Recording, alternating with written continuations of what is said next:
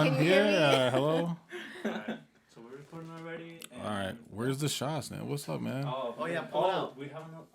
See? What happened? We're out of practice. No. Man. I was gonna bring some wine, but I was like, I don't know if they drink wine. I mean, I wouldn't have minded. Damn Wine's it. pretty good. It's You'll have okay. to do like a reunion one, and Yeah. then I'll come back with some good We'll wine. do like in the middle of this We'll year. pop some do, like, champagne. an update on. I actually wanted to tell him about that. Yeah. Do like a 100th Like we episode. bring guests back for like a how's the past Oh, 6 yeah. months. That's dope. Oh, yeah. That's dope. Well, now we're Just do under like a pressure. little recap. Yeah, right? You better make it. I was prepared when you guys came here, but then. There's always something you can. No, we know how these podcasts go. I know Oh, there's yeah. a shot. Yeah, that's why I'm like, where's the alcohol? We're gonna need Yeah. it. I know how it goes. I normally don't talk. Alright, so let me open it up. Sure. And so we're rolling, and I want to thank my boy Carlos for bringing me this bottle. Thank He you, knew that Carlos. we were running Yeah. low. Yeah, shout out to Carlos. Yeah, he brought it. I don't know you, but What is that? thank you. What? It's called El Jimador. Oh, okay. Have you guys ever tried it? No. Probably not. It sounds good. But it sounds, It sounds amazing, So and I would never It's from try to Mexico? pronounce it. Ooh. That's how you know it's good tequila if it's straight imported from over there. oh yeah. Ooh. So hopefully it's good. If Here, not, babe. then Oh, thanks. That's yours right there, bro. oh, thank you, sir. Fancy. Okay. All right, and we want to thank you guys for coming on. Oh, we thank No, I you. appreciate you guys. You guys were on my list of guests since the very beginning. All right, cool. Can we talk about that then? Let's take the shot, and I'm gonna get into Oh. it. Yeah, 'Cause let's I- go. I feel like he's got a couple things to say. Oh yeah, let's go. I was waiting for this. Wow, I'm Alright, like, cheers. here's my Cheers, squirt. cheers. Appreciate Cheers. you. Ooh. All right, cool. All right. Something. Anyways, Ooh, now I haven't we had got- tequila in a very long time. You guys are troopers. I haven't had it Anybody, since you want last some week. squirt? No, I'm okay. Since we had it. I'm embarrassed. Well, welcome to episode number 10, guys. We're excited to announce our new guest, Mr. Anthony and Felicia Carter. Welcome. Thank you. Thank you guys. Thank for you. coming. Why don't we go ahead and start off and you guys tell us who you are, what you do, how long you've been doing what you've been doing. Oh gosh. That's like, you know when you're in school and they're like, tell us a little bit about yourself, and you're like, You get put on the who spot. am I? I don't know who I Can you tell me am. who I am? Yes, Because like- I don't know. No, you go first. All right, You're cool. good at So talking. yeah, so I'm Anthony, Anthony Carter, and this is my wife Felicia. I'm sure she'll get into the ball in a second here. But we own and operate Masterpiece Studio in Neon Babylon, and my wife runs The Plants Are All Right, and yeah, that is who we are in a nutshell.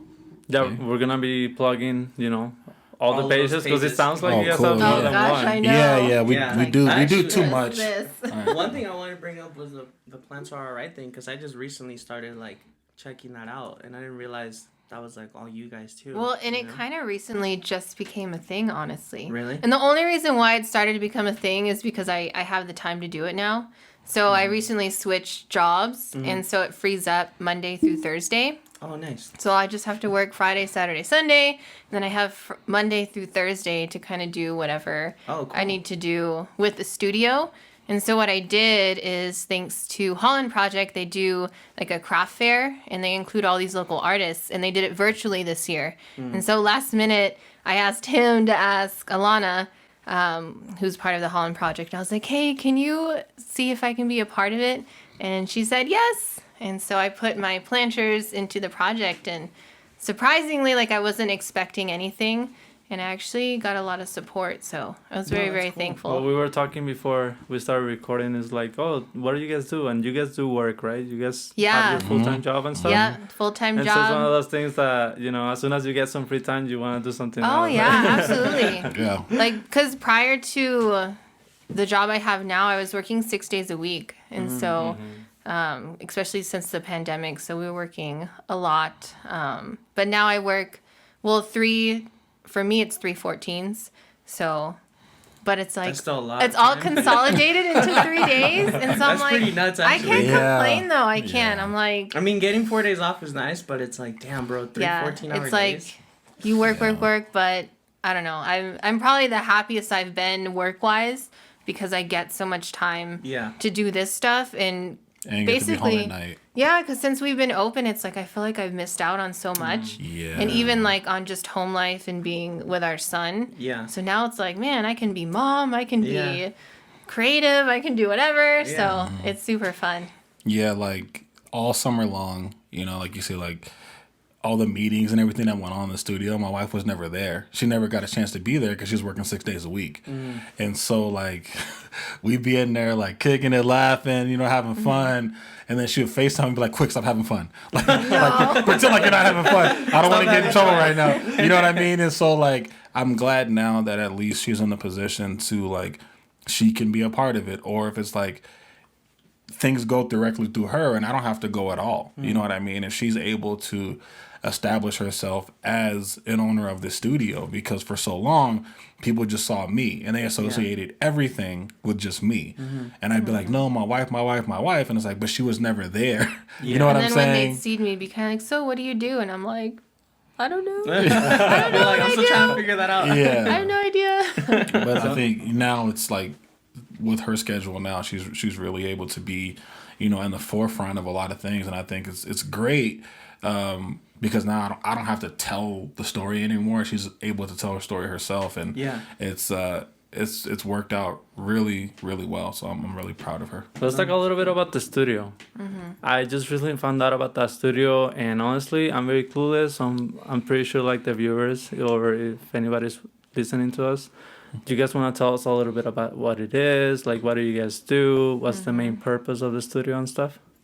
It's a creative space. I mean, Period. really, we just kind of wanted to create something that invited other creatives and kind of basically welcomed people who just had ideas or wanted to talk about ideas or start something and kind of do things for the community.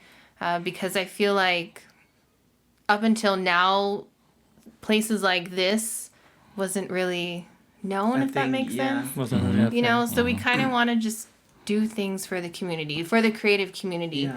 and kind of give them a space to feel welcomed, no judgment. One of my favorite things is more soul, you know, less ego, and kind of keep your ego at the door. So that Right. totally applies to our studio. So it's like, no matter how great you are, because we've met so many great people, photographers, models, creatives, other people who do fashion or other arts and crafts stuff. But it's like, once you come through our doors, all of that has to be left behind, you know, because we want everyone to be on the same playing field and to kind of just have a very warm, welcomed space.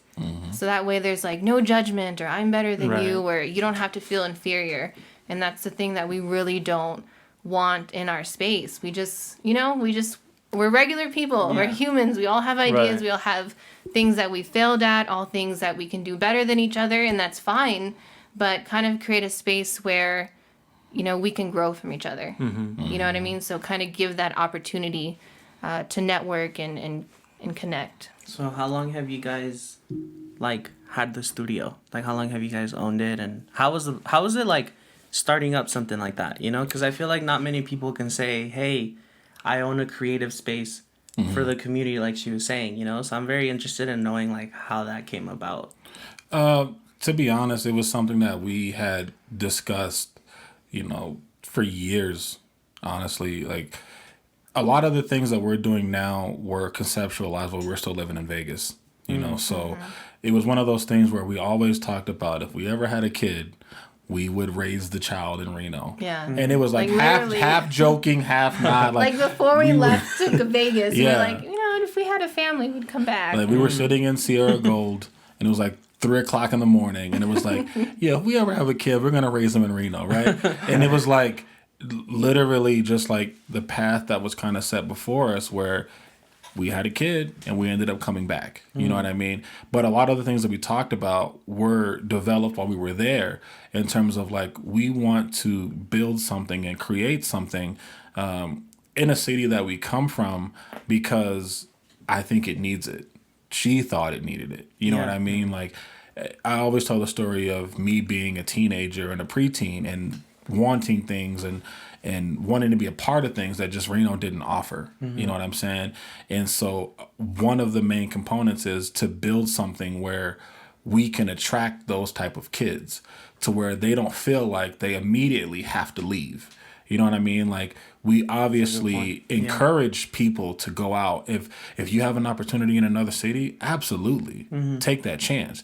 But the reason why we left is because we didn't feel like there was any opportunity at all. You know what I'm saying? And so I think for us is we wanted to create something where we want these kids, and not even kids, people even our age and above, that we speak that same language as you. We understand. You know what I mean? Like, when you walk into the studio, there are certain things that certain people will see, and it will immediately break that wall down because they're like, oh, like, you get it. And it's like, absolutely. I understand exactly everything that you can say or feel. We have felt it. And now we want you to have a place where it's like, damn, this place is dope. I can come in here and be who I am. Yeah. I don't have to explain anything. You know what I'm saying? Because so much I think of people, and it's different now, like with retail and all that, but like 6-7 years ago, like if you were wearing certain brands, people didn't know what you were doing. Like, you know what I'm saying? You had to constantly explain who you were. Yeah. And I think a lot of that is changing, and we wanted to basically just create a hub where you don't have to explain who you are. You can just be free to create and free to be who you want to be. And then if we can help you propel in any way, absolutely. That's all we want to do, is to facilitate whatever comes after us. You know what I'm saying? And so kids can have a place to, like, hey, I can learn about how to build a brand. I can learn about interior design. I can learn about marketing. I can learn about photography. I can learn about some of these things where they can't learn anywhere else. Yeah. You know what I mean? So, you know, we're looking for a space. It was always my intention to be downtown. And the spot that we had, that we have now, wasn't ideal at first. Yeah. You know, like, I saw it and I was like, I don't know, man. Like, it's in an old building. It's in Arlington Towers.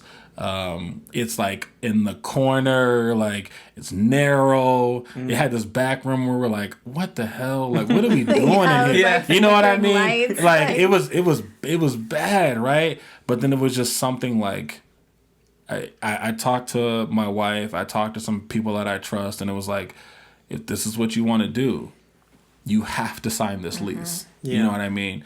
And we signed the lease, and we still didn't do anything with it. Do anything, you know what I mean? Really? Yeah, we didn't do much with it. And I know we're getting into other questions, you know what I mean? But like, it was all of that leading up to finding the space, and then I'm sure we'll get into like what we did after that. But that was the conception. We knew we had to get it. And honestly, the Masterpiece Studio was kind of his child, like his baby. It was all his original idea. But I'm just like the supportive. I'm like, yeah, do it. Yeah, I'm like, anything you want to do it. Like, which is great, you know. That's like a voice over the shoulder. Yeah, it's a good idea. You need it, and I will be the first to say that my wife is like, she's not one of those where she's not a naysayer. You know what I mean? Like, if I come to her, she knows that how thoughtful I am with certain things, and if it's not a good idea, she'll be like, you know. But if it's good, do it. You know what I mean? And I think that's one of the most important things for creatives, especially in a relationship, is to have someone that understands what you're trying to do, even if you can't fully explain it all the way, even if it's not fully fleshed out. It's like, no, I see what you're trying to do. You have to do this. You know what I mean? Like, we'll figure out the finances. Just go ahead and do it. You know? It's a big risk, I can imagine, you know? Getting a studio, getting it downtown. Yeah. I can imagine just the risk. And it's one of those the prices in Reno I know. have become. Yeah. Because before we left Vegas, rent was not this high. Yeah. We came back to a different city. And I was like, where are we? Yeah. So where did you guys grow up here in Reno and then moved to Vegas? Yeah. I was born and raised here. Oh, okay. I see. I'm a native. Yeah, I moved here. Well, my mom moved us here when I was 9. I left at 18 to go to UNLV because I was like, gotta get out of Reno, you know. And then basically ended up moving back, meeting my wife. moving back to Vegas, and then moving back to then Reno. moving You know what I back. mean? So yeah, With it's a kind of child. been a bouncing around type So of you thing. were But like out of Reno, but eventually yeah, found your way back here. and honestly, man, like I've been here long enough to at this point, like I'm from Reno. Yeah. You know, I know at a point it's not cool to say that, but I'm like, dude, I'm too old. I have a family. Like I'm not trying to be cool anymore. Yeah. Like, I'm from Reno, bro. It is Yeah. what it is. Yeah. I know where everything is. I'm from here. Yeah, no, So for sure. yeah. I'm sure you guys stumble upon a lot of creative people here in Reno. And we were talking before, we started. We started this, and it was like, okay, so who are we gonna bring on, right? And then you start thinking, and then you start seeing all the talent that there's out there, and it's one of those things that you just kind of have to dig into it. And honestly, I find it so interesting that you guys have the space and the whole message that you guys have behind the studio, because I feel like what you said about people wanting to leave Reno, it's not sad, but honestly, like, it'd be nice if people found out, places like yours that they can, maybe express themselves and then maybe want to stay here longer, because Yeah. Reno is especially now, there's so many opportunities here. There is, and there's so many talented people. Like, this last year has completely opened up my eyes. And to be honest, when I came back to Reno, I was kind of in a funk. I was like, oh, I'm not really feeling it. I was Yeah. really, almost in a sense, like depressed about being back. So I kind of needed to find a new love for being here. And so I really shifted my focus to local retail or local, companies, crafts, restaurants, food, all that, yeah. crafts, kind of really diving into the local creatives, because I was like, I need to find a connection to Reno, and I really couldn't find my path, so to speak. So it's just nice to kind of see this side of Reno. And it's so odd because I know it's always been here. Yeah. But it's like, I don't know why now, like, the veil has been unveiled, so to speak. And now I'm, like, in love with so many things that are going on because there's so much talent. Right. Yeah. And it's kind of like we want to keep all that talent here so that we can have this community and become something instead of everybody building themselves up and then venturing off, which is great. And like he said before, if that's your opportunity and that's your path, Yeah. then, by all means, go ahead and take that path. But if there's a way to kind of keep that talent here, then that's what we want to do. Like, you can make it in Reno. You know Yeah. what I mean? We A just lot of have to people really do. find, I guess, that right. And it's community like or funny that you say corner. that, because I've talked to so many people who have that mentality of like, oh, I don't know what I'm doing here, like I don't know where I'm gonna get, or like what I have to do to make it to this certain level.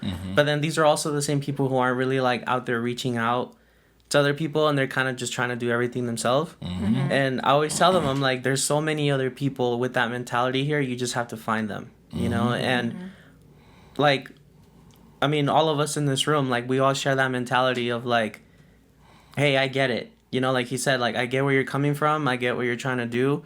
So this is what I can maybe do to help you out, and this is what I can do to help you back in return. Yeah. And then that's like probably my favorite thing, like you said about the studio, is that I remember the first time I went in there, I was like, this is so dope. Like, it was just so chill. I walked in there and I'm like, bro, this is tight. Like, the first time I went was with Mickey, and we literally just hung out in there for like an hour, just chilling. Yeah. Comfy little couch you guys got in there.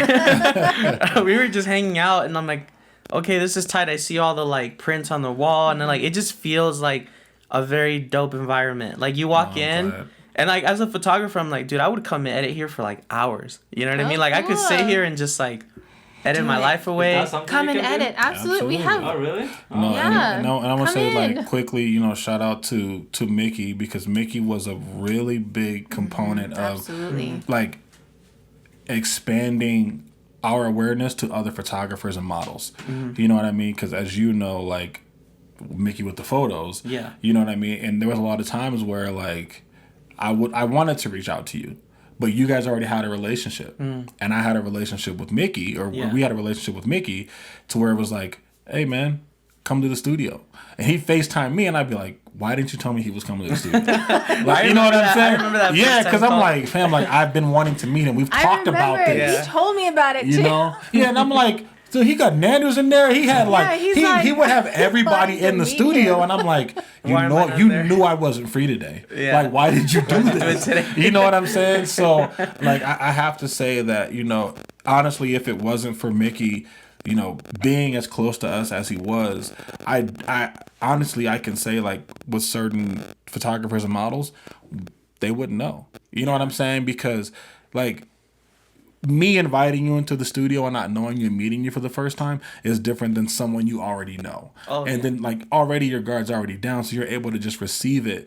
as it's meant to be received, versus like, I don't know who Anthony is. I don't know who Felicia is. I don't know how this is gonna go. Yeah. You know what I'm saying? So I think it was one of those where like, he definitely helped build the community around the studio. So I definitely want to give him his praise for that, and appreciate him for, you know, bringing you to the studio, because look what happened from it. You know what I mean? So you know, I mean, now we're here. I know. Exactly. Now you guys are guests on our podcast. Exactly. In our studio of yours. And but no, like exactly what you were saying took about our family photos. Did your family pictures? Exactly. That's right. Yeah. Like, you know, how you say you felt about the studio is exactly what we wanted it to be. You know what I mean? We weren't sure what the outcome was going to be. And funny, like a little trivia, Mickey was actually the first person to see the studio halfway finished. I had to get Felicia's permission, because I was like, hey, there's this kid, I want to meet him. Super talented kid. Yeah. I was like, hey, there's this kid, you know, he does good work. Can he see the studio? Because it wasn't finished. Yeah, it wasn't all the way finished. Like, it has to be perfect. It has to be perfect. it wasn't all the way finished, and so I was like, "Hey, are you okay with this?" I was like, just explain that it's not finished. And so I meet Mickey, and obviously you know Mickey, right? So I was like a little awkward, but not like, you know what I'm saying. But he got it immediately, right? And he was like, and we immediately clicked. Yeah, and you know he what I'm came saying? home, and he doesn't talk about people. And he talked about Mickey, and I was like, oh. He likes him. I guess he likes him. I mean, we're not going to make this the Mickey podcast. But, no, I know. You know No, but I mean, no, just... But that being said, Mickey, if you're watching, come through, man. You gotta come through. When you come and visit, come to their podcast. Yeah, absolutely. But he got it immediately, you know, and it was, for me, it was like almost starting to be validated, because I'm like, there's another creative that gets exactly what we're trying to do, and it wasn't even finished. You know what I'm saying? That's when he still had his garage and all that stuff like that, you know? And so I was excited, because I was like, no, somebody understands. Like, we have something here, and it's someone that's talented. We can't stop. Like, we have to keep going. You know what I mean? So just a side note, I'm like, yeah, he was actually the first person to see the studio. Yeah. Yeah, I mean, I saw him like post about it. I'm like, this looks like a really dope spot, and I would just see him in there all the time. You know what I mean? Like, he was always in there. So then once me and him like met and started to hang out, I'm like, dude, come by, like, just check out the space, and if you ever want to do anything here, you know what I mean? That's when I went, and he FaceTimed me that day. Yeah. And then he's like, oh, look, this is the owner, Anthony. And I'm going to be like, what's up, bro? Like, FaceTime. Yeah, I'm like, nice to meet you. Yeah. I'm like, nice to meet you, I guess, and that. Honestly, I hate that. Whenever he calls me, I'm like, bro, why are you calling me? I've called him maybe like 5 times. I can only imagine meeting somebody for the first time. I'm like, oh, hell no. Yeah. It was a little awkward. Anthony had his face of like, really, Mickey? You really had him come through? Not because it's like, I'm like, bro, like, because he would do that all the time, man. Like, it would just be like, yo, such and such. And I'm like, dog, like, you could have given me a heads up. Like, I could have been there. I could have, you know what I'm saying? Like, and it was funny because he used to always make fun of me. And this is like, I'm becoming like the guy with the stories for some reason. Well, I have a lot of stories, but, you know, Mickey's always like, yo, he can tell you the story better than I can. And so I'm like, if you know that, why do you have them come to the studio and you know I'm not there? You know what I'm saying? But, you know, it was what it was. But the point is, I'm glad you liked it. I'm glad that you had that reaction. And that was a big thing for us. When people would see it for the first time, man, like, we would get like messages, like long paragraphs of just being like, of other creatives being like, true.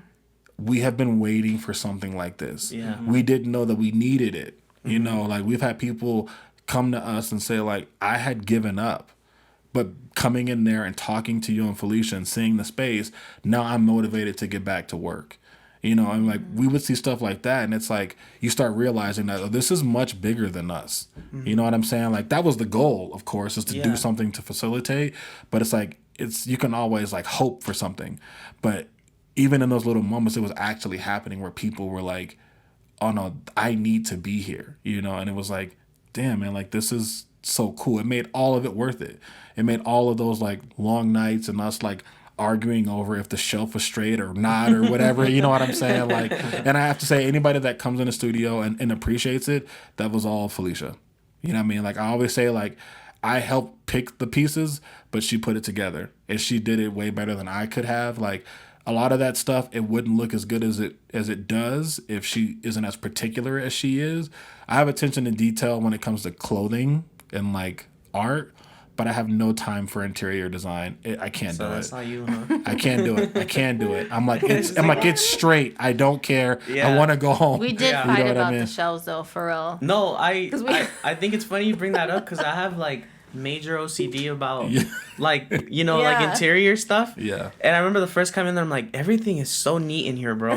Like everything looks so nicely coordinated. The frames are super straight. The color over here matches well with this one, and then just like the color scheme. So I definitely get it where you're thank like, you. yo, I put time into it because I think my favorite thing though is like even that time I went to see you guys. Remember when we came by? Yeah.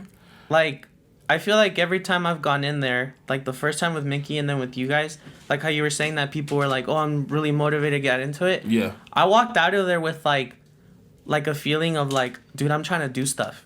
That's You know dope. what I mean? Right when we had the glad. conversation about, "Oh, I'm trying to do hoodies and t-shirts," and you're like Yeah. giving me all your inputs, Yeah. and I'm like, "I'm trying to do this." Yeah, and then you're that's like, right. "Hey, bro, I'm trying to get some Neon Babylon stickers." I'm like, "I'm gonna do that." You know what I mean? Yeah. Like Yeah. it's just such a feeling of like, dude. Like I just want to go do stuff, you know. Like I walked out that's of there super like dope, hyped man. up. Like I'm like I'm I need to glad. go Did do your some hoodies, stuff. see? I'm glad. And look, here they are now. Here we And we I didn't know. we didn't get not one little piece of that. You see that? I You got see, my hoodie. You see it? No, I'm talking about we ain't get no cut. But if You you, know, guys, we ain't get, I'm, I got my own cut. I'm bought my representing. I'm representing. So I'm yeah, gonna no, yeah. Shout Shout out, out for shout out to everybody. Nanders. We Shout out also to have Nanders. stickers at our studio. That's right. So. Oh yeah, we don't like so people so they understand. We are not a store. We're not a boutique. We don't have hours. It is invite only. With Or that being appointment said, or only, appointment too, only. rather. Yeah. If you come in, there are Reno stickers here. The famous Reno stickers. All right? Everybody's Famous. looking for those. Huh? Famous. They are for sale. You can resell them for like 10 times the price. You know? Hey, I actually should. I sell them for $50 like this is a print Those are sticker or something rare like that. finds, yeah. It'd be like, yo, I got your $4. I pocketed 40. You know what I mean? What's the cause? so- And just be like, hey, these aren't figurines, bro, but they're stickers. Right. You got 50 a piece. So we do have them available if anybody is interested. You can come by and pick those up, but you do have to message us first. So just want to put that out there because I don't think we ever said that out loud Yeah. or publicly. But yes, we have stickers. The stickers that everybody wants. Right. They're Hey, in the Everybody's studio. don't talk so much about my stickers. Plug all your merch. I know. You guys got dope clothing in Well, there? I mean, we are. We like to share the love. Yeah. But you You guys know, do to have. be honest though, like, I mean, realistically, Masterpiece Studio wouldn't be where it is today if it wasn't for you guys or the community. Absolutely. You know, like, Absolutely. I really want to say it's more about everyone else than it is about us. Because we just wanted to create this space where everybody could come through, you know, and just kind of have, Yeah, I because don't know, just I like honestly, a family in a sense. You know Yeah. what I mean? Just have that environment. And But- honestly, looking back, like in my own personal like journey with photography, there was a time where I just felt so alone. You know, it was like I didn't know anybody, and I was doing my thing, but I was like I wasn't getting any work. And thinking back, like I can only imagine if there was something back then, just like you guys are doing. Yeah. And honestly, like that should be enough motivation for you guys to keep going. I can imagine, you know, Yeah. because it's like you can just help out somebody that maybe just needs that little push, little you know. push. And it's Motivation. there's been so many times where we didn't even realize the effect that it had on other creatives, individuals, whatever. You know, we had a kid. I'm not gonna put him out there, but you know, he sent me a message recently and was just like, you know, I'm extremely thankful that you guys were able to bring so many individuals together. And like it took a second, and it was like, you know, because so much stuff happens during the year, you just don't remember everything, and it was like, wow, man, like. I wasn't crying. I was burping. I'm sorry. I was gonna say I have some clinical. I'm like, no, we getting that emotional. was indigestion. I wasn't getting emotional. But tequila. yeah, it was definitely the tequila. But yeah, like it's those kind of messages where it was like, damn, man, you don't even realize what it is actually doing to certain people. You don't realize who's watching you, and you don't realize what they're taking away. You know what I'm saying? But it was like, it weighed on this kid to be like, I needed this. I needed to meet these other people. And we do make it a point of that to like, if I know somebody that can help you and I can't, I'll go ahead, take the resource. Yeah. You know what I mean? And we do a lot of work to try to collaborate with different individuals and stuff like that. And it's like, it's more about if this studio can facilitate all of these little branches and connections and all of that, then so be it. You know, like Neon Babylon and even the Planters, that was never the intent of the studio. The studio was always meant to be its own autonomous thing. You know what I'm saying? Like, because to be honest, I wasn't really sure where Neon Babylon was going to go. You know what I'm saying? And so it was like, no, this thing is something like, it's bigger than clothes. It's bigger than everything. You know, the clothing has definitely like been catapulted, I think, because of the energy of the studio. Yeah. Honestly, you know what I'm saying? But the studio was always meant to be its own thing, and whatever we do in there, it was always meant to be that. Like, I'm glad people mess with the clothes and they love it and they love the planners and all of that.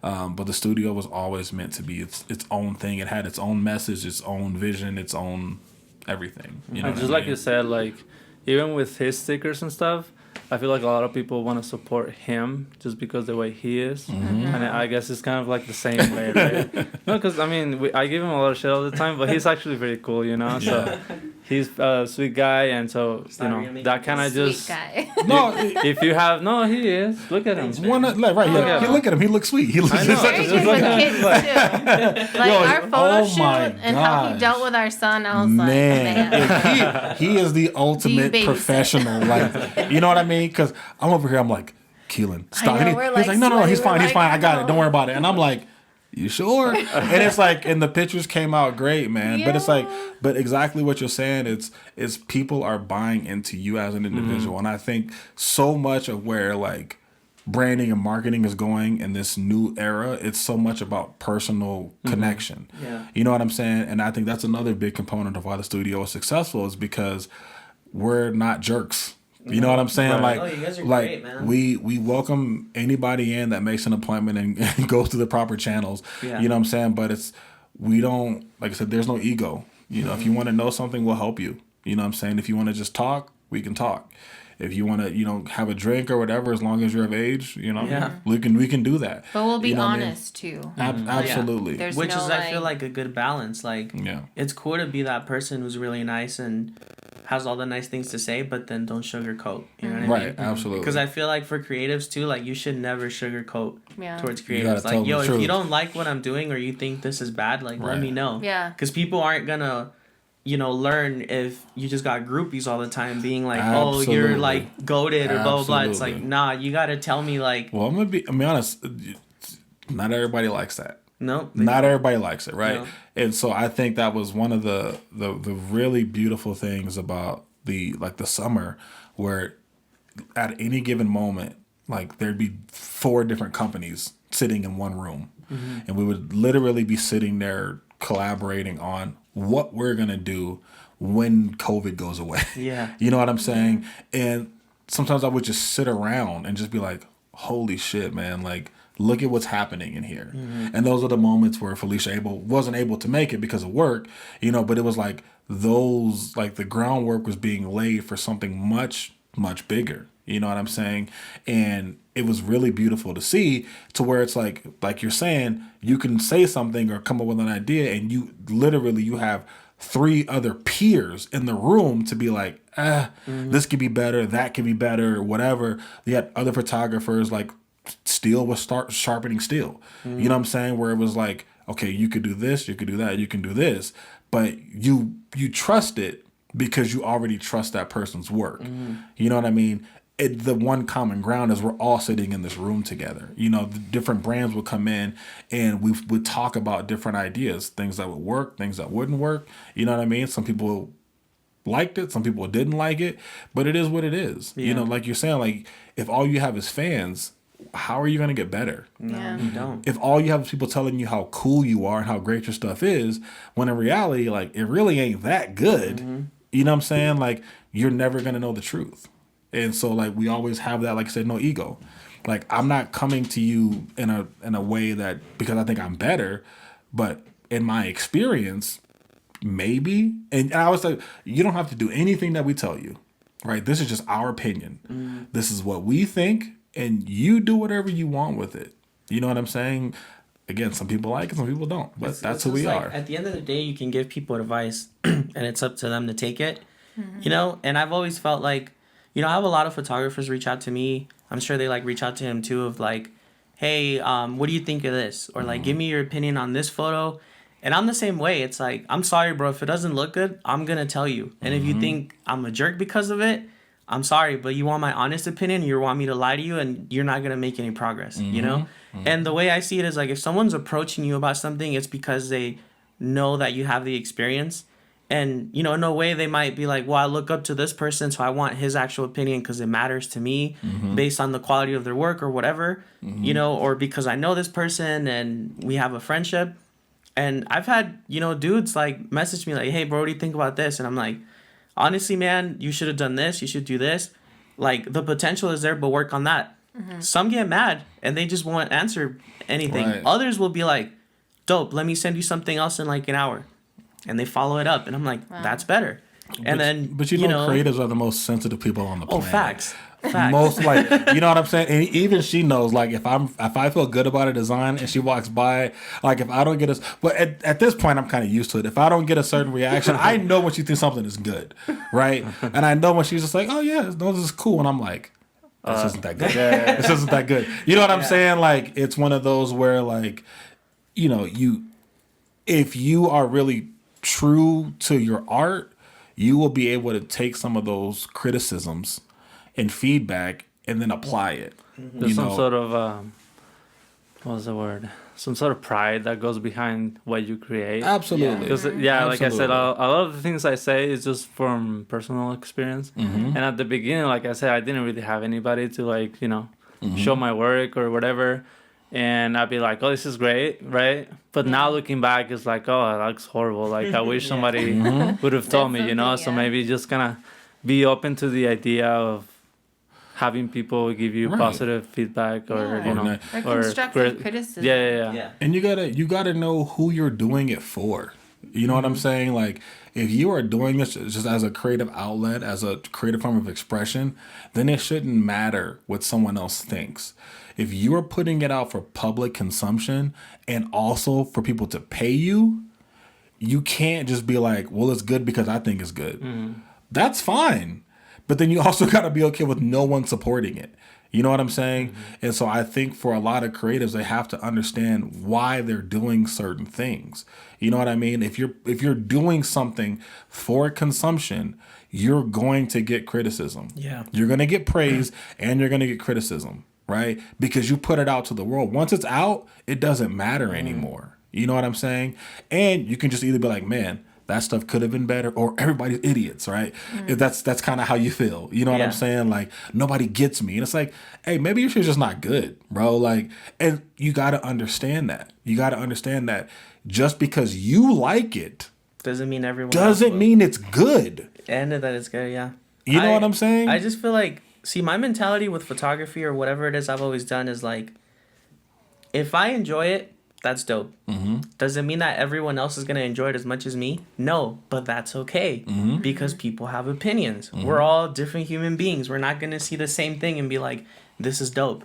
You know what I mean? That doesn't mean that they're trying to rip on your work. It's just that you're not going to please everybody. Yeah. You know what I mean? I'm sure you know who Cause is, right? Absolutely. The artist. Yeah. He has a quote that I've always loved where he says, the minute you start to the minute you start trying to please other people, you're grasping at nothing. Right. Which is 100% true. Like, don't do it to try to please everybody else. Like, if you're happy with it, good for you. If other people like it, that's dope. It is what it is. If they don't, then it's okay. You know what I mean? Yeah. Like, I had that feeling when I made the stickers. I'm like, I think these are cool. Will people like them?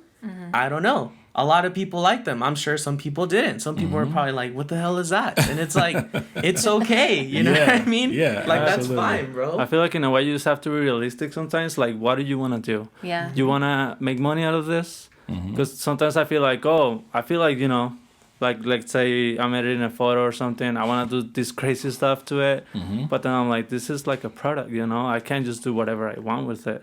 So sometimes it's like, know your market and know like your clientele and what they need, because you can always just do whatever you want with your stuff. And sometimes, like what you're saying, like sometimes the crazy stuff works. Yeah. You know what I'm saying?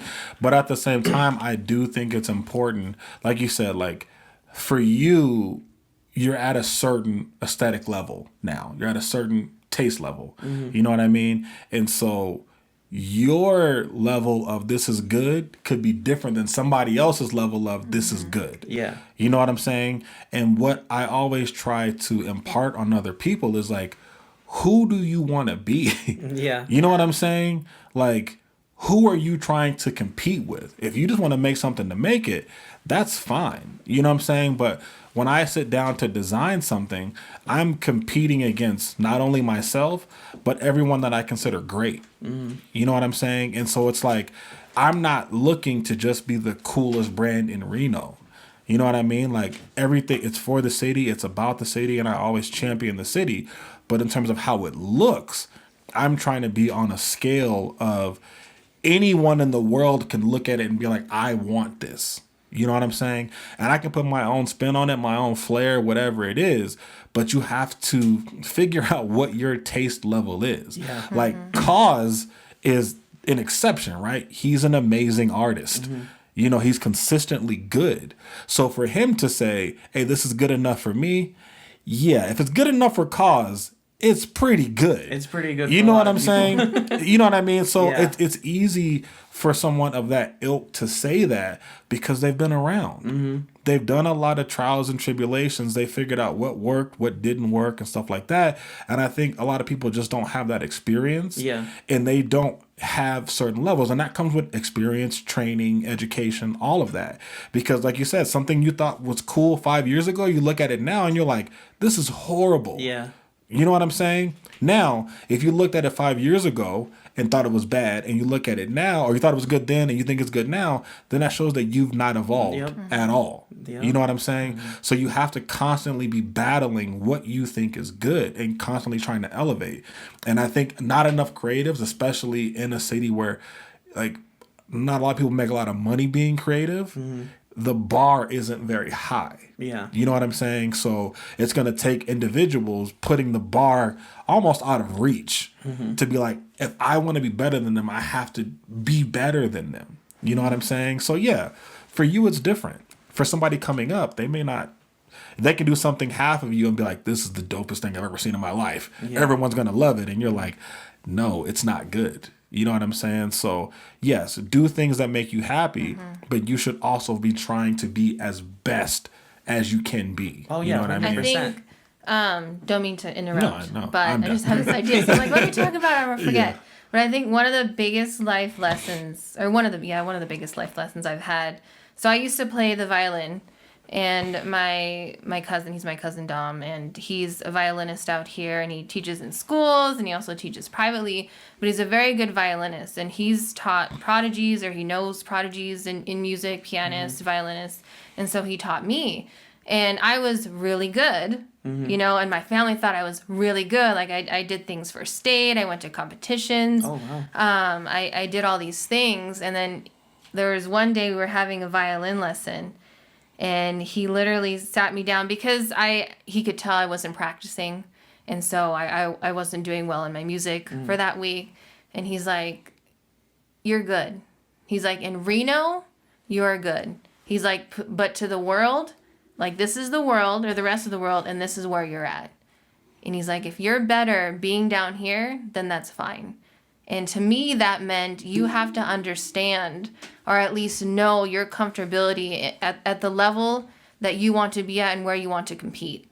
You know, so if you're okay being mediocre, he's like, that's fine. He's like, but don't let other people get to your head and tell you you're great and kind of inflate you when you shouldn't be inflated, because compared to the rest of the world, and I think that goes for everybody, right? Because compared to the rest of the talent that we have in the world, where do you reside? Where do you stand? And I feel like if you look at it that way, that's a very like easy way to humble yourself really quick. Absolutely. Like you're like, oh, I think I'm decent or I'm good, but then you, like you said, you think about all these other people who are higher, and you're like, damn, I'm not like anywhere near that. But then that's a good way of being like, I want to get up there. Right. You know, like I want people to see me. It helps you figure out if that's what you really want to do. Because if you're like, oh, no, I want to be the greatest, then you're going to start to, you know, pursue that and better yourself. But for me, I was like, you know what? I like music. For me, this is just something that I want to do. It just makes me happy. Yeah. But I never wanted to take it to the level that my family thought I was going to take it. You know, which kind of was a battle in its own. Like, they wanted me to play in, like, these philharmonics and do all these great things. And I'm like, no, I don't want that kind of pressure. You, kind of you know, I just want to do it for myself, and that's fine. But I think having that perspective, or having people in your life that are willing to tell you that,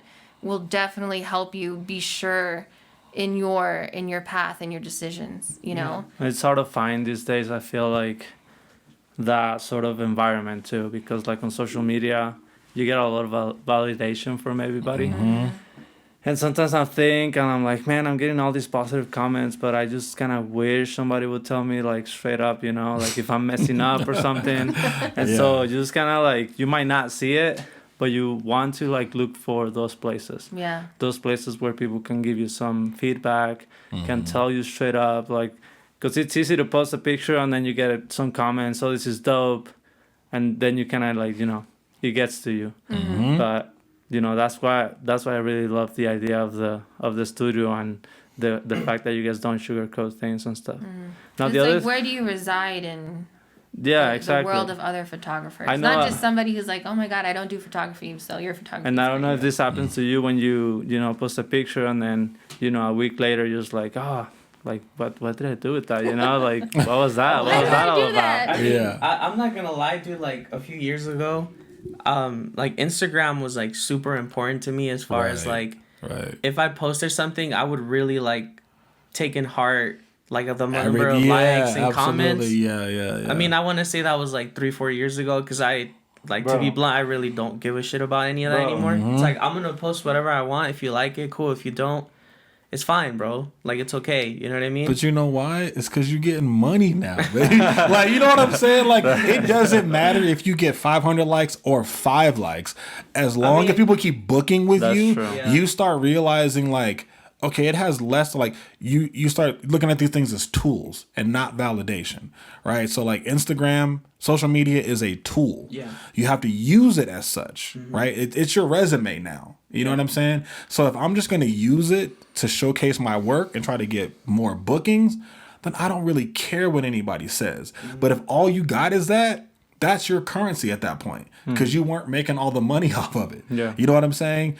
Once you start realizing, like, there's other important things, you're like, yo, I'm just going to post this. Cool. Maybe this will get 40 likes. Maybe it'll get 200. Yeah. It doesn't matter. You know what I'm saying? I'm sure a lot of people out there kind of feel that way, but then I think for me, sometimes like without thinking, I'm like, I posted this picture, didn't get that many likes. Now I'm feeling some sort of way, you know? And so it takes work. You have to be constantly actively thinking about that effect that social media can have on you, because it's hard sometimes. Like, you know, I went on a strike where I was getting a lot of likes, and then all of a sudden I wasn't. And it's just like, you gotta be aware, you gotta be, you know, mindful of that. What's funny about that is, think about it. Like, I know, like, if I'm liking stuff, it could literally be a scroll. Cool.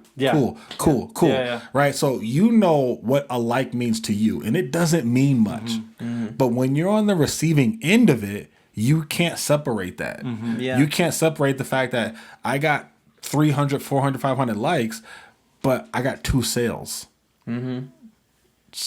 So, you know what I'm saying? This stuff is like come on, man. It's See, I had a conversation with someone. I went to California like two years ago, and one of my cousin's friends, he's like always been into a lot of like creative stuff. You know what I mean? Like he's dwelled in photography, does a lot of video work out there and everything, but like high production video, like I'm talking like big projects, you know? And at one point he like wanted to start a clothing brand, and he was like looking into that, getting inspiration from like the Hundreds and like all those kind of brands and stuff, you know? And I was talking to him about like social media, you know, and I'm like, how do you go about it? And he's like, I used to care. He's like, but then I stopped determining that number of likes and how much it meant to me. He's like, the number I started worrying about was my bank number. There you go. He's like, and he's like, to me, he's like, you got 1,000 likes. You got $1,000 in your bank account though? He's like, you got to separate the two. You know what I mean? And I'm like, ever since he said that to me, like it stuck with me, you know, where I was like, it's cool to want to get a lot of likes, but you know what's even cooler? Is people hiring you. Exactly. And then you making money out of your art and your craft and what you love to do. So focus your attention on getting that instead of, I got to get this dope ass picture because I want 1,000 likes every post. Is that dope ass picture bringing you in clients?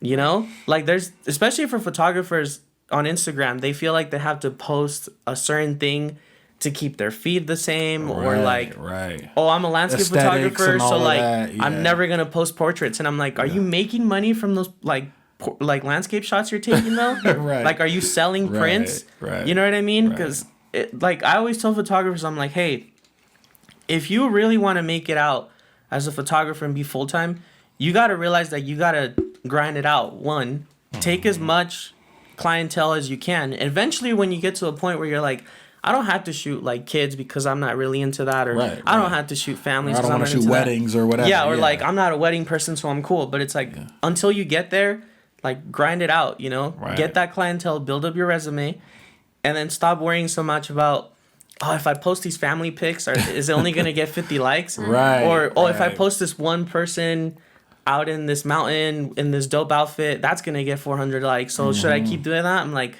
no. Just, you got to know your market, man. You know what I mean? And absolutely. Kudos to the landscape photographers who make bank off their prints, because I know there are a lot, but that's because they've worked on that. You know what I mean? Yeah. It doesn't come overnight of like, I'm just going to post landscape shots and I'm going to be a full-time photographer just selling prints, because that's a hard market.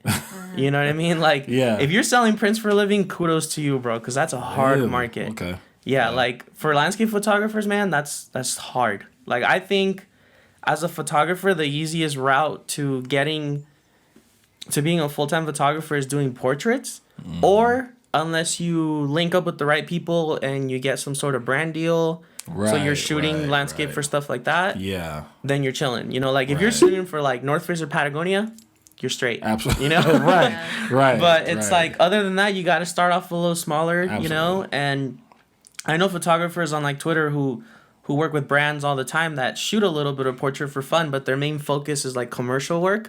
And that's just what they do though. You know what I mean? Yeah. And that's what they're focused their market to be. But it's like, stop worrying so much about, oh, this picture's cool though, this is going to get a lot of likes. I'm like, but what do likes give you, bro? They're not paying you. What are you getting, a quarter a like? Because if you were, then okay, worry about likes. we get too caught up in like the stats of it, right? Because that's the public information. So you look more validated when you have over 1,000 followers, right? You look more validated when you get over 100 likes, right? And it's like, bro, like none of that really matters. You know what I'm saying? No, it really doesn't. Like we both work full time still, right? So, which I honestly didn't know. What does that mean? You know what I mean? You guys so we juggle everything, even with a work schedule, because we have a very expensive lifestyle. You know what I mean? And by expensive, I mean our apartment. Baby. Our apartment and our child. Like, very expensive. He means for a family. Yeah. You know what I mean? It's not like champagne. It's children. You know what I mean? But it's like, you know, at the end of the day, man, like, we have to keep doing these things, right? Like like you said, we have to grind it out.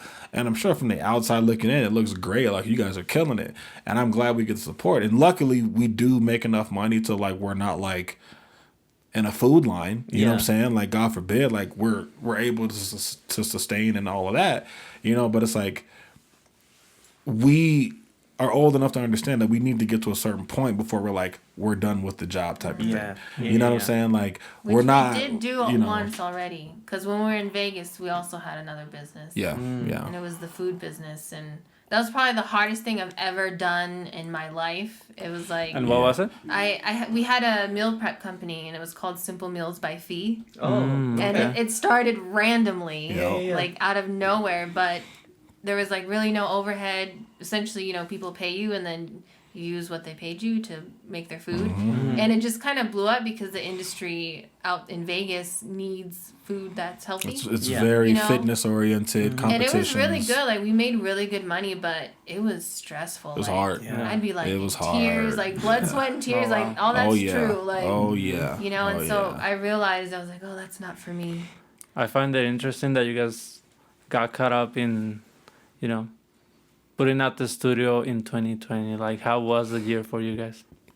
Well, I mean, I don't think the studio would have come around had it not been for the pandemic. Yep. Because I was still working, and unfortunately, he was affected the opposite, where like you had your essential workers, and then you had the workers who were Oh, non-essential. Yeah. So then he was furloughed, and we're still dealing with that today. So I've been working this entire time. So it was a blessing and a curse all at the same time, because we did face a lot of hardships, but we kind of took that free time and just ran with it. Like, I'm like, this is the only opportunity we're going to have where we're going to have this much free time together, where we can just focus all our efforts into this space. And remember, this was early when the pandemic was supposed to be 6 weeks. Yeah. Right? Yeah. Like, this is Like when, in you know, February, March. like honestly, like we did this initiative where we give away masks for free, and it started out of you know, her previous employer wasn't giving enough masks to people, and so we were like, yeah, we should give out masks for free, just like as a, you know, whatever. And we did it, and I was afraid to do more masks because I'm like, dude, the pandemic's going to be over by July, or, you know, whatever. And here it is, we're in January of 2021, and we're still in the middle of it. Yeah. You know what I'm saying? But, you know, to the point that, you know, Felicia was making, yeah, man, like the day I got furloughed, it was like, we don't know how much longer we have to where like I can be off. You know what I'm saying? So, you know, we signed the lease in August, and from like August to March, it was really nothing. You know what I'm saying? Like, it was still that old building in Arlington Towers in that old room, and it didn't look good. You know what I mean? And so we really just got busy and put all of that together in like a month. And he wanted to give the studio up because of what happened. Because obviously, like, rent's not cheap, and then I was the only one working, and he wanted to give it up. Like, we were gonna forgot about end our that. lease. Wow. And I was like, and I was kind of mad about it. I was like, oh, you're giving up on it, and that's the kind of relationship we have. Like, we'll have no problem calling each other out on all this type of stuff. But I was like, you're literally gonna give up on this. I was like, do not give up on this, because I don't think we're gonna have another opportunity. Yeah. So even though it's like our personal lives, there was a lot of hardships, but business wise, it was a lot of growth. You know. But I feel like it had to happen in this. Like, I can't really explain how I feel right now, even with like the plants are all right and how things are just kind of falling together. It's like I can't explain how it feels more right to be in the position that we're in. Absolutely. Like, it had to happen in this year and in that Right. moment, Right. or it wouldn't have worked. Yeah, You know? it took like extreme focus on our part just to get it to where it needed to be. And I think without me going on furlough, you know, we're just dividing our time because we got to work and be parents and all that. So now we were at least given that 8 hours where I spent at work. Now that 8 hours could be dedicated to, now we're going to focus on the studio and, you know, stuff like that. You know what I mean? So like my end of the year post or whatever was like the best and the worst of times. You know what I mean? Like, we lost so much in 2020. You know what I mean? Like, our country was more divided than it ever was. We lost family members and friends and like icons that we looked up to. Like, our lives were changed. Like, things will never be the same after COVID. You know what I'm saying? But on the flip side of it, it's like personal business growth. this was the greatest year we've ever had. You know what I'm saying? And we were able to really connect with our community in a way that I don't think would have been possible had it not been for COVID. You know what I'm saying? So it's like you really have to balance the good and the bad of this year, you know? So yeah, it's like, and obviously in March, we weren't really sure. Nobody on the ground level, we didn't know COVID was coming and it was going to destroy everything. You know what I'm saying? But, you know, we were able to flourish somehow. You know what I mean? And I'm extremely thankful for everyone that came by and respected, you know, wearing a mask and, you know, stuff like that. But yeah, it's 2020 in a business sense didn't affect us, you know, but personally and, you know, spiritually, that's a different different conversation. I think that's a really great way of summarizing the year up. I mean, even for me, I don't know like about him because I know this year was like, well, not this year, last year. We're 2021. Yeah. We're out of 2020. Right. We made it. You know, like COVID's over. like, you know, I know for him, it's like he started off really slow, but then this was his year where he just broke out. You know what I mean? And he flourished in his photo business and stuff, which is like, I don't want to say it's due to 2020, but it just so happened that was one positive out of that, you know? And it was like, for myself, like when the year was starting, I had the year like booked out, you know. I'm like, I got all these weddings, I got all this. It was the opposite. So I started off being like, holy crap, dude, 2020 is my year. Right. I had like 17, 18 weddings booked before the year even started, you know what I mean? Man. Like I was like, I'm gonna get a house or something. Right, you know? exactly. I was like, I'm gonna do great for myself, blah, blah, blah. And then everything started to happen, and I slowly started getting those messages of like, I gotta reschedule my wedding. Yeah. I gotta do this. So then I start to think, I'm like, how am I gonna compensate for that? Like, what do I have to do to make sure I'm gonna be fine this year? Because next year is a different story, you know. Like, we'll do that when it comes. And that's when I started having these thoughts of like, what if I made stickers? Yeah. You know what I mean? Like, I've been wanting to make stickers for a while. What if I just do it? Like, what if I just take a little bit of money and invest it? We'll see how it goes. Then I started having thoughts. I'm like, what if I make t-shirts? What if I make hoodies? What if I start hosting like monthly sales to people so that not everyone who has all the money to pay for photos can at least get their picture taken? Because, you know, maybe there's all these people who want to shoot with me, but especially this past year. Oh, can I stop? You just don't cut me off. Sorry, dude. This shit always happens. Right when I was in the middle of it. I know he was like giving it to us too. I hate this motherfucker.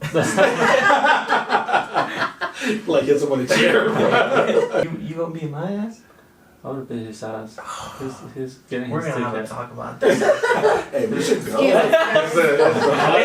they like the technical difficulties. Like the drunk cameraman. No, but I mean. All right, freaking Nando. Sorry for cutting you off, man. It's Jesus. okay. Fine, Jesus. But no, I mean, like I was saying, you know, it's like I had a lot of people this past year, due to COVID difficulties, like you said, you know, like people lost their jobs or, you know, just some people were struggling on money because they had to go into their savings or whatever it is that it was. And so that was one of the things that I was worried. I'm like, who's going to be wanting pictures? Right. You know what I mean? Like people got other priorities. Yeah. But then at the same time, I realized at the end of this past year that the reason I think I did so many shoots this past year and probably the busiest one I had to date is a lot of people were closer with each other, and getting your photo taken together is a good, you know, it's like a good memory for yourself. Right. Yeah. Right. So some people were like, you know what? I've kind of been at home with my family for 2 weeks, and we've decided that like some people are like, we decided that we just want photos together. Like we've never done a family shoot, blah blah blah, and it was like I was just getting a ton of those. And then others were like, you know what?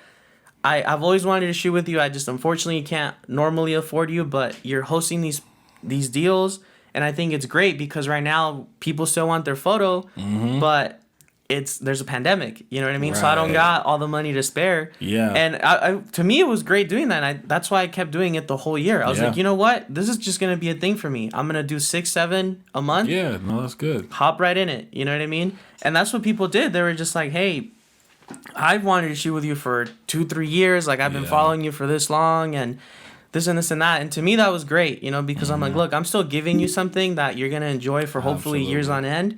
And I'm happy I was able to do it where you're not like digging into your savings to go pay for a photo shoot. You know what I mean?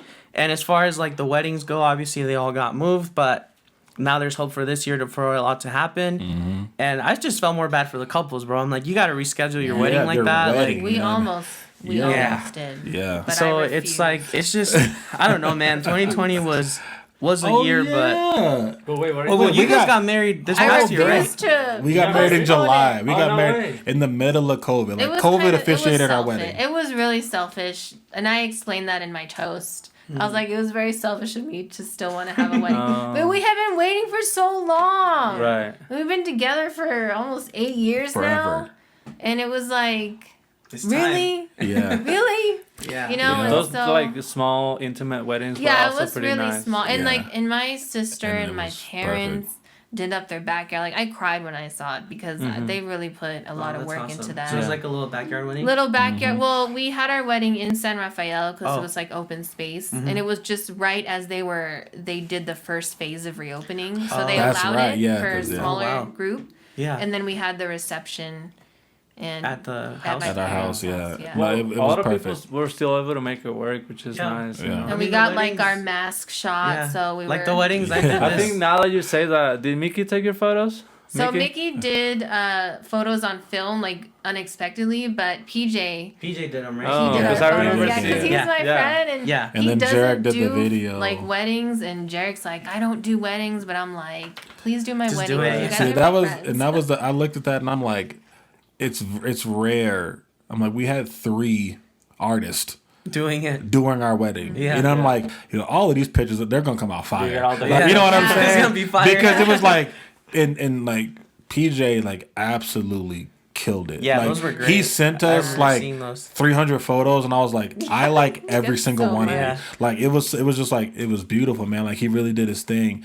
Mickey was doing his thing. Like he did a lot of behind the scenes stuff, Yeah. and it was beautiful. Even watching them work, you know what I'm saying? Because like I had never been shot by Mickey, so like seeing the stuff that he would say, Yeah. and like PJ was picking up on stuff, Mickey, and I was like, bro, like it was just such a cool, like it was perfect. You know, Yeah. unfortunately we couldn't have all the family there that we Yeah. wanted. You know what I'm saying? But in terms of like just the day itself, like, cause we're like, we're gonna do a bigger one next year, and I'm looking at the video and I'm like, I don't know, man, this Yeah. is pretty perfect. 'Cause Like, Jared you know did what I mean? Our wedding video too, and it was just like, man, I feel like that was the only wedding we needed. You're like, do we it really was- need another it one? was We'll just beautiful, do man. a family party. Yeah, it was, Yeah, it was, like it was like, beautiful, a celebration know? of family. Or, Yeah. Yeah, like I mean, the weddings I did were like that, just Yeah, something small. super small, Mm-hmm. a little backyard. But then I think they're very intimate too, especially with how the Yeah. year was going. Like, enjoy your day. You know what I Yeah. mean? Like, I had couples stressing over here, like, oh, I couldn't invite so and so. I'm like, you know what? You gotta just look at it as Right. circumstances right now just don't allow you to do that. Mm-hmm. But you're here with the main people you want here. Yeah. Mm-hmm. You're not gonna please everyone and invite the whole world. You know Right. what I mean? Because everybody Right. always thinks they And some people get- weren't comfortable. Don't be clear. Yeah. Like I And had he's family doing it, that were too. like, "Look, I want to be there," and I'm like, "No, I get it, man. Like at the end of the day, like we needed to be there. You know what I'm saying? And if people wanted to make that trip, some people we tried to talk out of coming still came anyway. Yeah. You know what I'm saying? But it was just like, if you could make it, we were appreciative, and if you couldn't, we understood. Yeah. But You we'll know. Zoom you. Exactly. That's what we did. Exactly. Yeah. But it's like, and she was like, "Nope, we're getting married." Like, we were planning it. Like, we were already talking to the We had officiant planned and before, everything. But then I got pregnant, and I was like, I can't be pregnant Oh. on my. And your wedding, yeah. Yeah. So you're like, let me So, push it back yeah. a little bit. How old is your little one? He's 2. Yeah, So he'll he'll be be 3 in March. Little stud, bro. Yeah, wow. Yeah, Yeah, he's an awesome you little might kid. you might catch him at the studio every yeah, once he's in an a awesome while. kid. I can only imagine like when he grows up, he's gonna be this creative I kid. know. Well, see, that's part of like, and I don't want to forget the point that you were making that you got cut off and all. No, that it's stuff. all good. But like, It's all good. I had a kind of, but it's like that's also a big part of why we're so like driven in this. Is because obviously he's 2, right? And it's like he doesn't fully understand, but you can tell he picks up on certain Yeah. things, right? Like he knows how to use a camera now, and 2 years old. I'm like he's taking pictures, and like I'm like, there's no way he took that picture. I'm like, look, you took this. You know what I'm saying? But it's like I think being around, he knows what things are. He knows what they're supposed to look like. So I'm like, even now, little things like that, he's already picking up on like how to use a camera. Yeah. Because it's like we almost exclusively hang out with photographers now. Yeah. You know what I'm saying? And so like there's nothing but cameras in the studio, and he's around for photo shoots, and like, you know, it's amazing to see even at 2 years old, he already knows what to do. And so I'm like, in those moments where it's like, damn, like I am so glad that he's able to grow up with parents that value creativity. Yeah. You know what I'm saying? It's like we're trying to make a life and a living out of it. And so when he grows up, he can see that, oh, if I don't have to do what somebody else, like I can be creative and I can make money from my own brain and, you know, whatever. And so like, yeah, like there's moments where I'm like, I wish he was older, because I'm like, some of the conversations, I'm like, man, I wish you were like 13, 14 So and you getting can some of just this get it. information, Yeah. you know, because now he just wants to like watch YouTube. You know what I'm saying? But like, you know, God willing, we'll be able to continue this while he gets older. And, Yeah. you know, this is something that he can grow up in, you know, especially in this city, or, you know, whatever. But ideally in this city where he can be around creatives. And you know? I think like most people can attest, like they grow up with their parents being super old school, like you got to go to college, you got to get a job like this, you got to do that, you got to do this, you got to do that. And they don't ever tell you like, what do you want to do? Right. You know what I Yeah. mean? Like, I'm not gonna knock on my parents or anything, you know, but like Right. they're very traditional. Yeah, You know exactly. what I mean? Exactly. Like my mom kind of raised me as a single mother for a long time. So she always had like I'm gonna grind my ass out for you to do this and do that. And then, you know, in the future, she met my stepdad, who was a little more on the what do you want to do Right, spectrum, you know? right. So it was refreshing to have him come in the picture. And when like, you know, he was always kind of like, dude, be your own boss. Like, find something to be your own boss. This is when I was like 13, 14. You know what I mean? That's awesome, And man. he was just like, whether it's you start a business, whether you... At the time, I was super into art. Like, Yeah. painting, drawing, Yeah, like, yeah. all that stuff. And he's like, what if your art takes off? Like, there's potential there. Like, I used to make canvases for people out of, Yeah. like freaking... like spray paint canvases or something, Yeah. and sell those wow. and make my little 20, 25 bucks at like 14, 15, you know? And he's like, imagine if you did this many, but then you sold them for that. So he was But always you like, need that as a kid. yeah, you do. You definitely really do. man. Because when you're a kid, that's how you think. Yeah. You don't think as a 13-year-old, I want to wake up at 7 a.m. and get home No, at 5. hell no. You know what I'm saying? Yeah. You're like, man, I want to play basketball. I want to draw. I want to Yep. dance. I Yep. want to do whatever. And I think having that kind of support system, it's like, holy shit, man, maybe I can. You know Yeah. what I'm saying? Or it's like, if I do this and fail, at least I tried. Yeah. But I think to have that kind of like support is super important, man. So like you're very fortunate Yeah, to no, I'm have very someone thankful like as a for him. parental figure to say like, no, I encourage it. Go out there, go Yeah. try it. You It know was what I always mean? like my mom was the voice in the back of my head, like, go to college, Yeah. go be a lawyer or whatever, you know. Right. And as you get older, you realize you that like, okay, to be a lawyer you got to go to school at 10 years. So I'm like, I got to graduate and I'm like 29. Right. Like, I don't know about that. And then you start knowing about student loans and debt, and they're like, Yeah. no, you know. So when I was like 18, 19, it just kind of went in the direction of like, I don't really know where I want to go. You know what I Right. mean? I'm like, I was working, I was going to school, but I wasn't feeling it. And then when the photo thing started, shout out to my stepdad because I know he watches these too. Yeah. But So, yeah, shout out to him. man. when I first started doing photos and first started making money, he was like, this is your niche.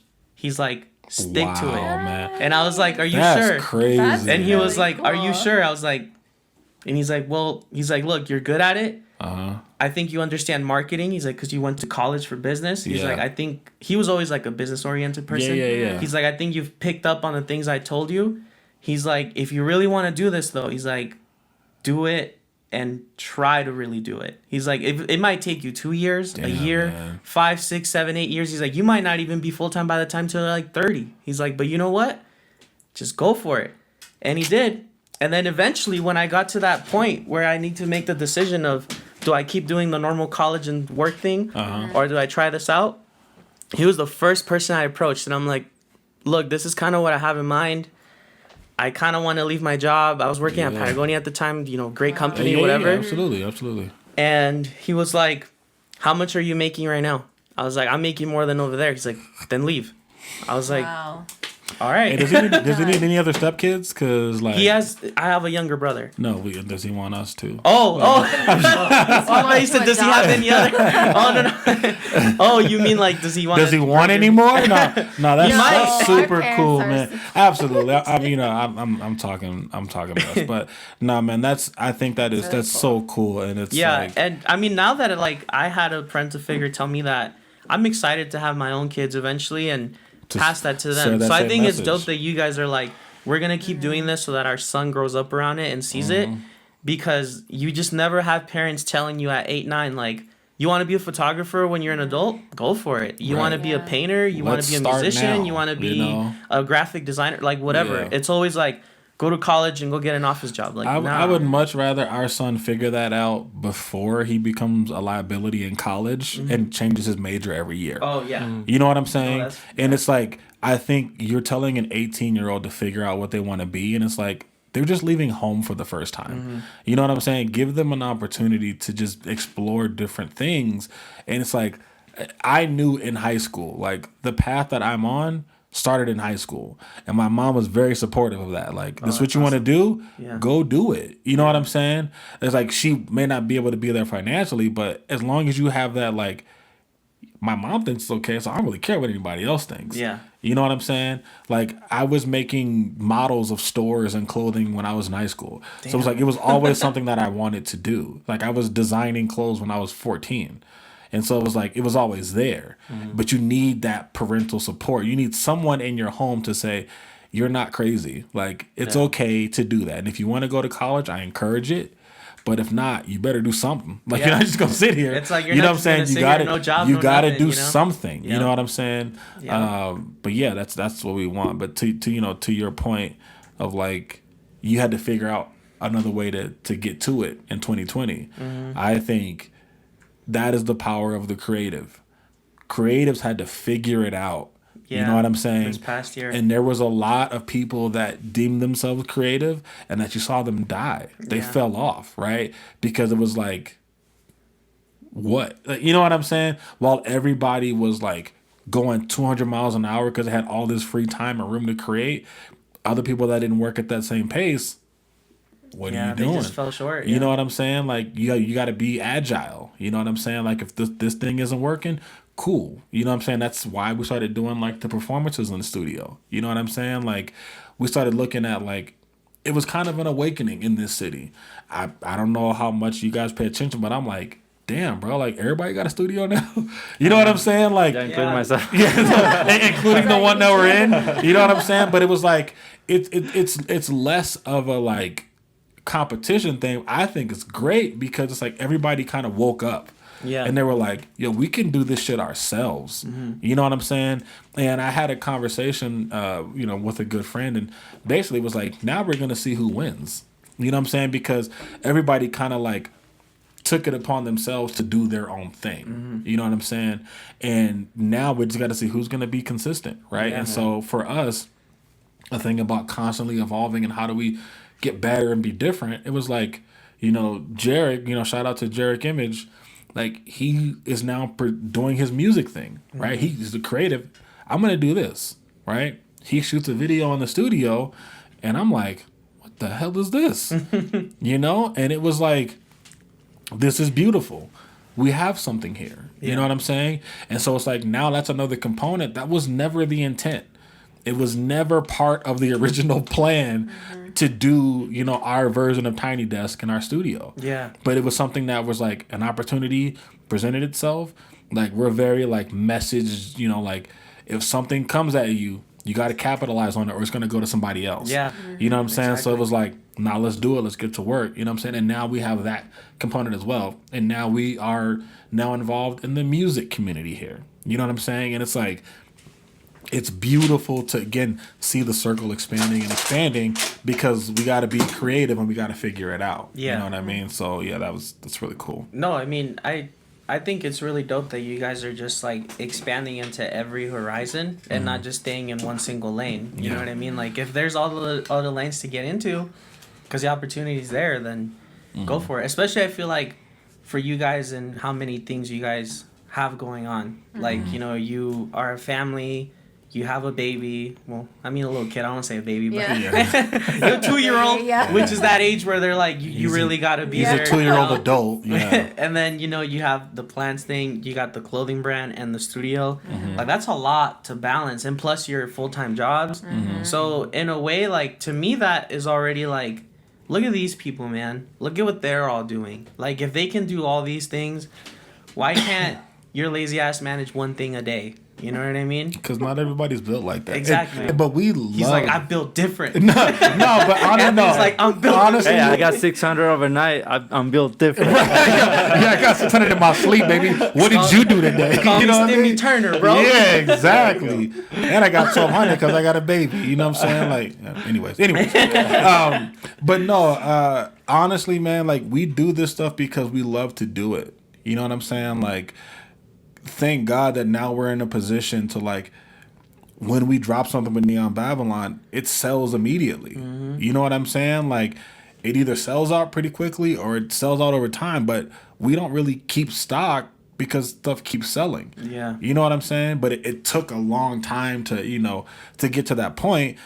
This is not my first clothing line I've tried to do. You know what I'm saying? Like, I remember hyping up release day and then the whole day goes by and there's no sales. Yeah. You know what I'm saying? I do this stuff for free. You know what I mean? Like, I picked up a camera in 2009 because I was like, hey, I want to take photos, right? So I think the difference with us and other individuals is we're just creatives, man. Like, I would never say I'm a photographer because I respect the art of photography. Yeah. I would never say I'm a designer because I respect the art of designing. And people do this all day long. You know what I'm saying? Like, I just love to be creative. Yeah. You know what I'm saying? And that's what allows us to touch so many different things because I don't think like a photographer. I don't think like a clothing designer. I damn sure don't think like a musician. You know what I'm saying? Like, I'm just looking at like, what can we do that we love and that is cool as shit and will make some impact? Right. You know what I mean?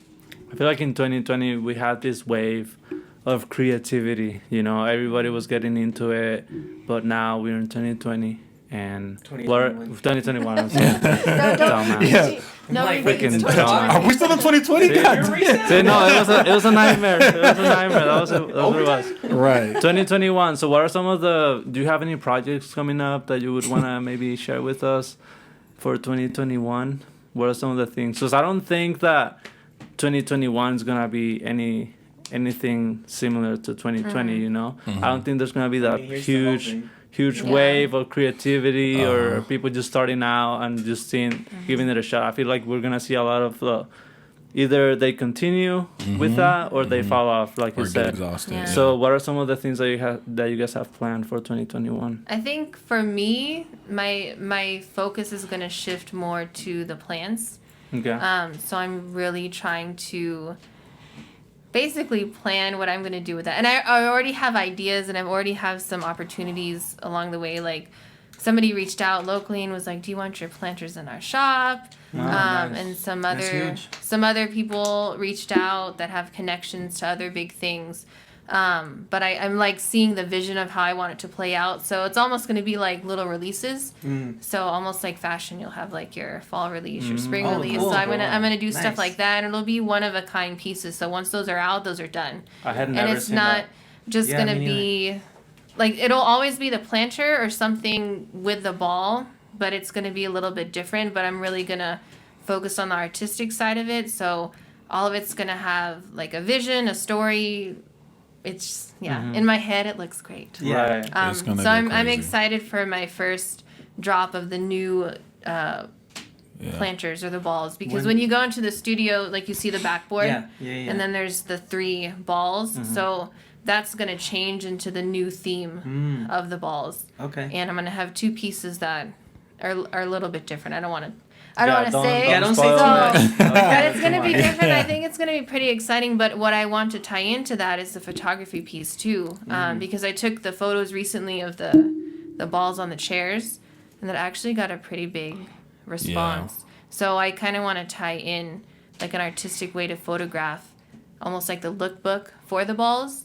So that way I have like this whole creative sheen going on. But Right. and my parents built me a like a workshop in a sense in their garage. Yeah. So I have like a space for that. Oh, that's and I awesome. actually made some backboards, so a lot of people are hitting me up for backboards. Really? Yeah. That's cool. Which I didn't think like you never think it's I didn't think like until at you all. do it and people like Yeah. it. Yeah. And it's like it's such a humbling experience. Like I have no true expectations. I'm kind of just letting it come in as it happens. I think that's the best way to go about it. You know what I mean? But I think remember when we talked about your hats when you were first coming out with them, and you're like, "Look, this is the concept, bro," and you know, like you were showing me, I'm like, "These are sick, dude." And then what? You sold out like the first day? Yeah. So those sold out in 6 hours, which is nice. which is like I'm so thankful that people just.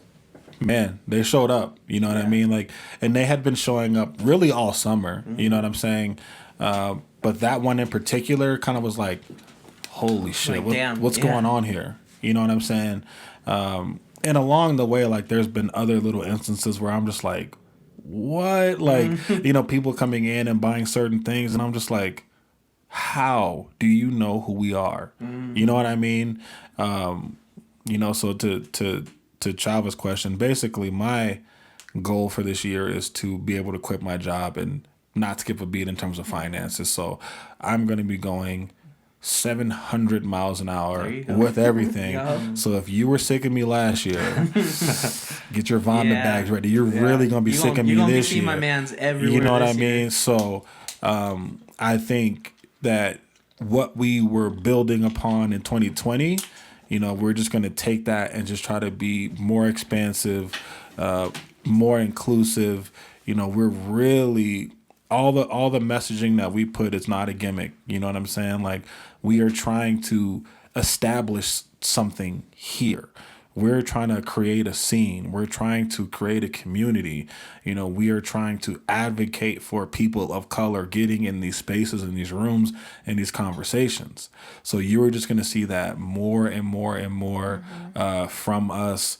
You know, more product, more collaborations, just more of everything, because I always subscribe to, at any moment, people can stop giving a shit. They can. We work in a creative industry. They can move on. So we're gonna try to do everything we can while we have this little, like, while we are blessed with this little bit of attention that we have.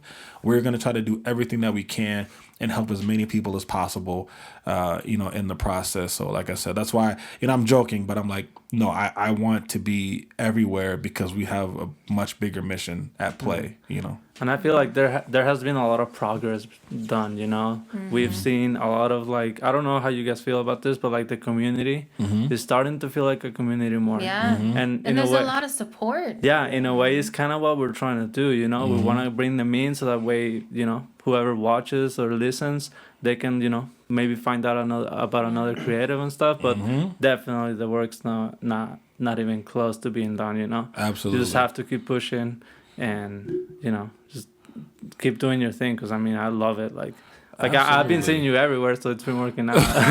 No, I appreciate it, man. Like I said, I'm just glad that people trust us enough to want to be involved in anything that we're doing. You know what I'm saying?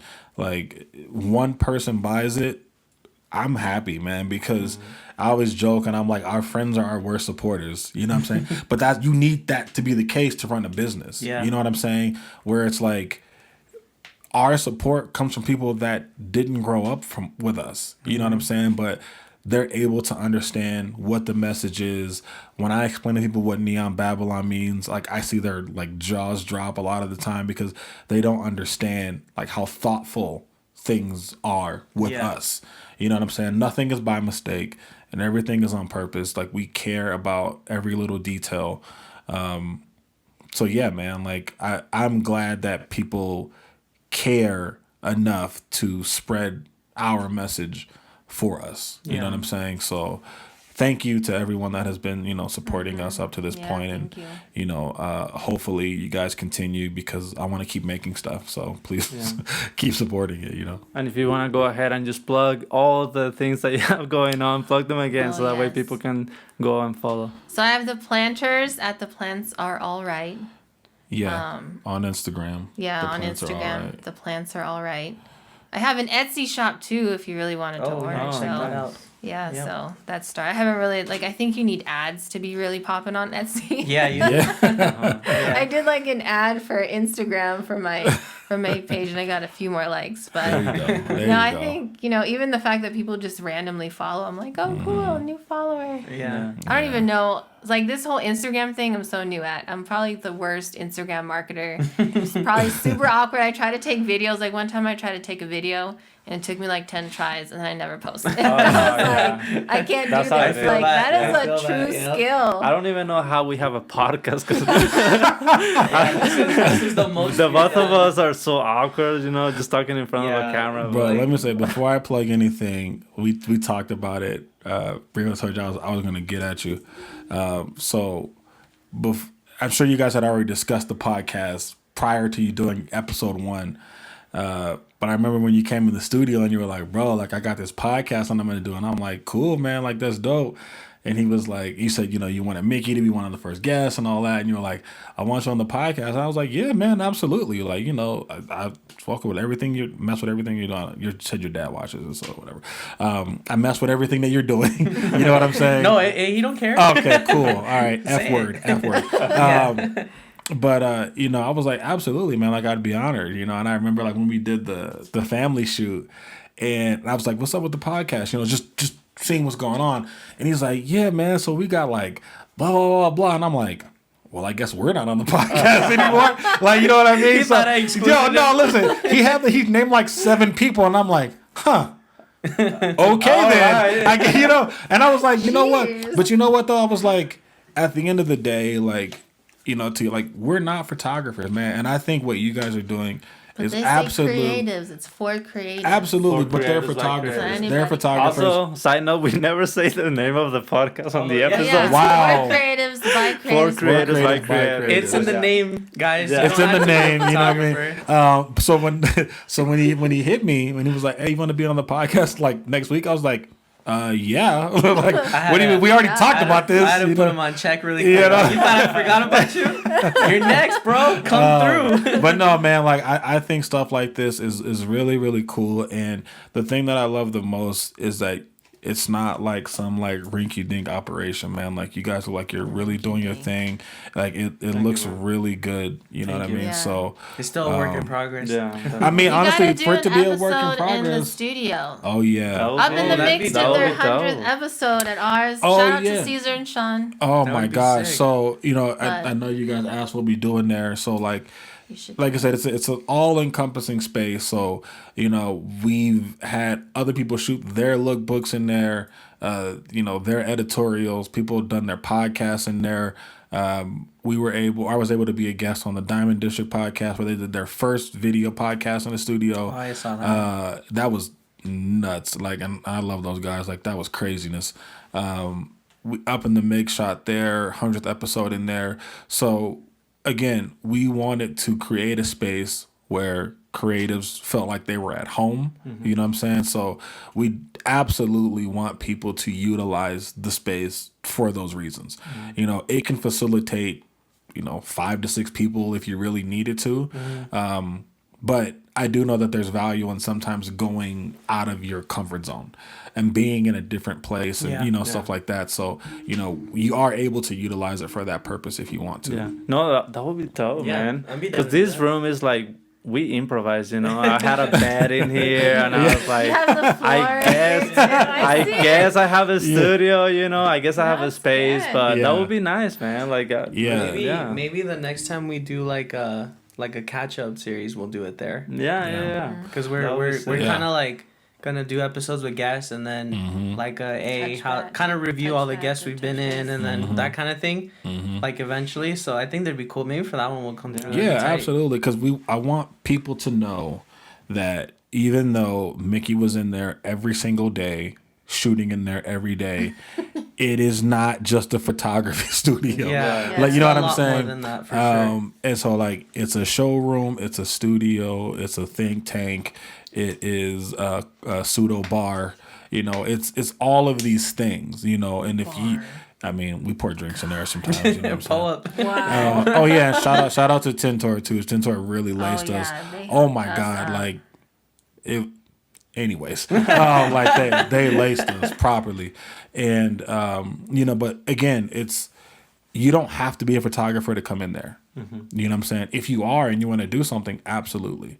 You don't have to just be one thing, because the studio is not one thing.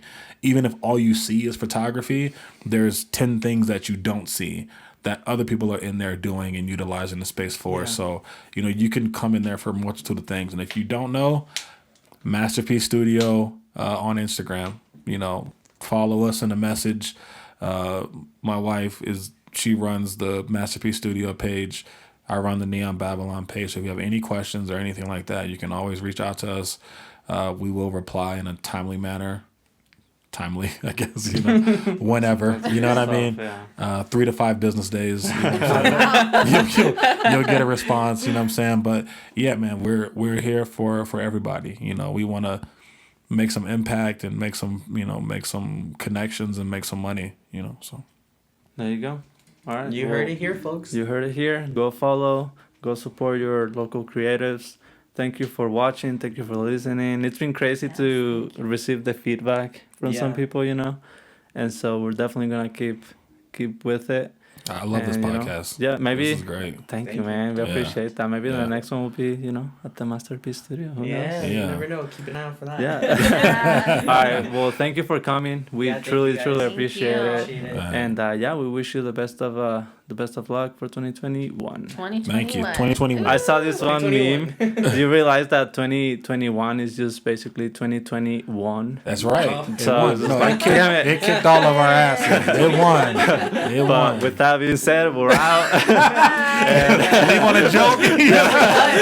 And see you guys on the next one. Thank you. Thank you. Alrighty. Can we get up for it? Should we just keep this up? Can we get up for it? 'Cause haven't we had enough? Can we get up for it? Or are we too deep enough? Can we get up for it? No. Can we get up for it? No. Just let me be honest.